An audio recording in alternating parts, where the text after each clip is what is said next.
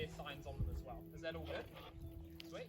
So it's about a 300-metre walk. We'll stop at a couple of spots along the way for some information, take any questions, and then at the end there's a 5-metre ladder we climb up, and then we walk back over the surface down to the shop. Sound good? Alrighty, let's get started.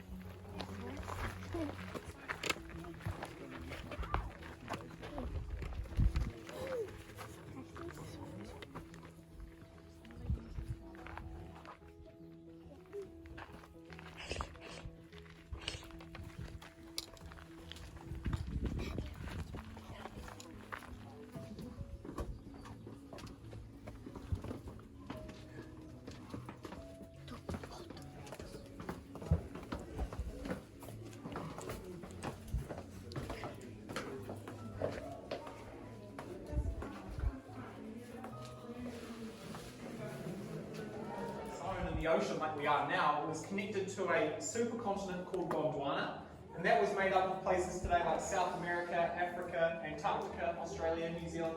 Everything was all joined together. And about sort of 80 million years ago, when it was breaking apart, New Zealand was drifting away, and it was also rising up out of the sea because it actually sat mostly underwater. And so now this cave sits about 600 metres above sea level, so it's risen up a long way. And because of that, this limestone, which is what you see around us, was being forced up. And there was so much heat and pressure generated by that process that it actually crystallizes and forms marble. So if you saw the grey rocks up on the surface, that weird landscape out there, that's all beautiful white marble on the inside. And it's a crystallized form of this limestone. And we'll see a nice polished piece of it in the next room as well. But just pointing out a couple of cool things to see in here. You see these hanging down from the roof? These are tree roots.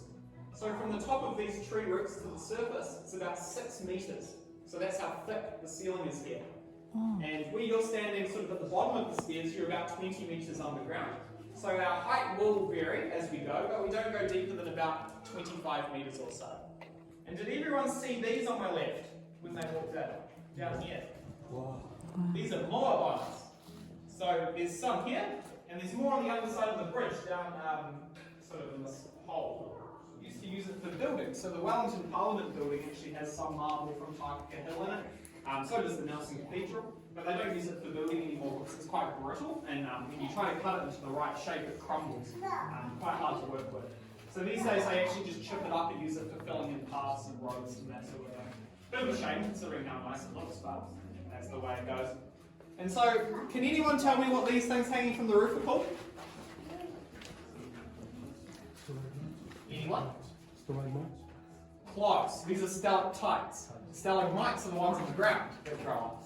So stalactites hang on tight, they don't want to fall off. That's how I remember them, where they sit.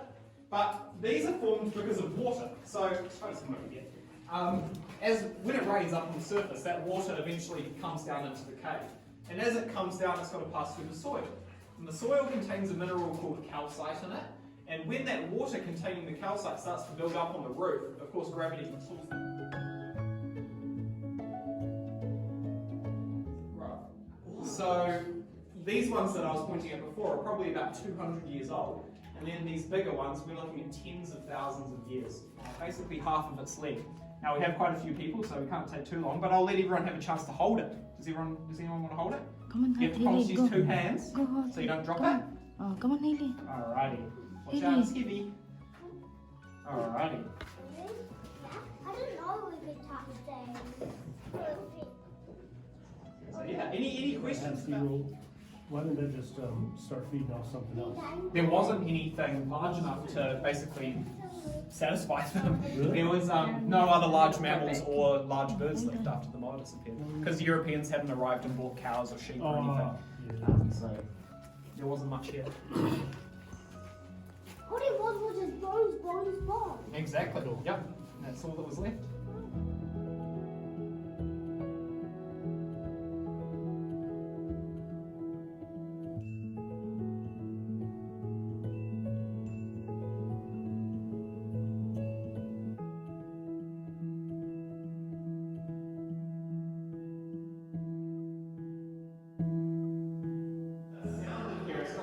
Acoustics, just like in a big building. But the other reason too is if you look back the way that we came from, I want to hear a big wow when I do this, alright? So everyone Wow.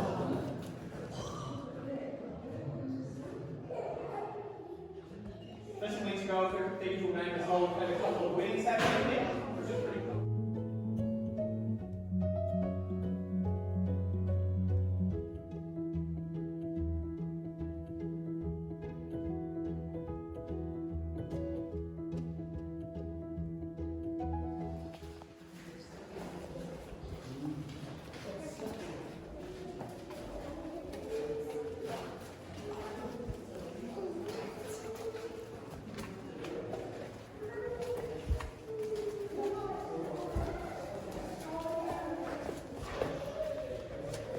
Touch. Can touch. Touch the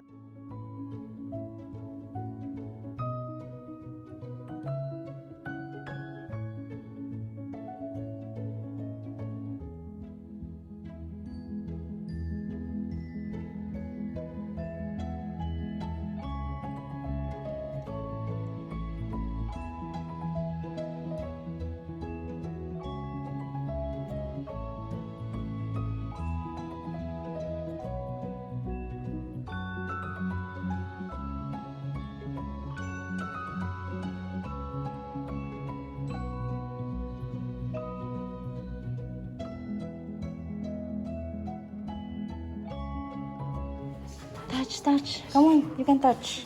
She touched it. Yeah, that's it. Cold. Wow.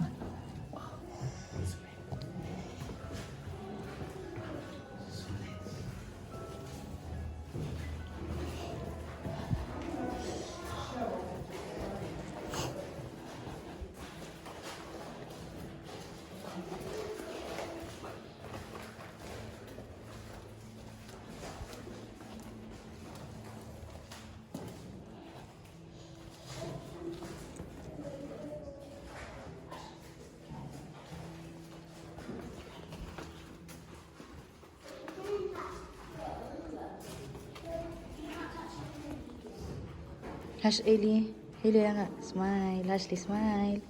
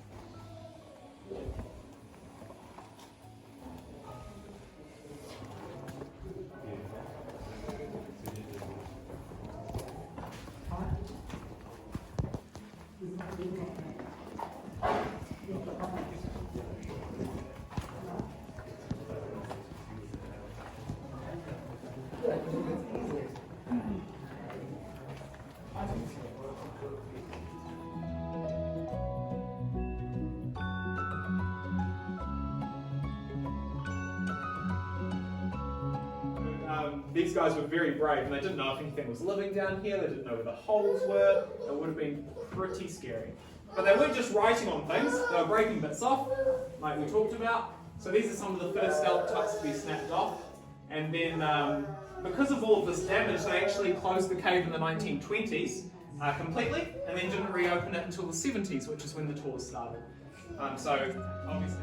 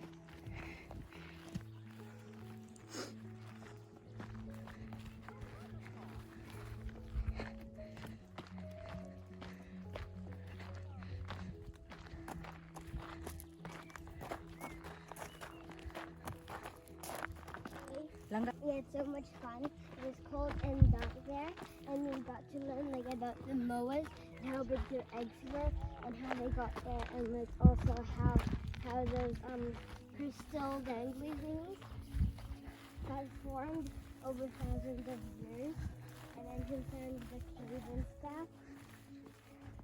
It was so cool to learn those stuff at the beginning. You guys should come to this place.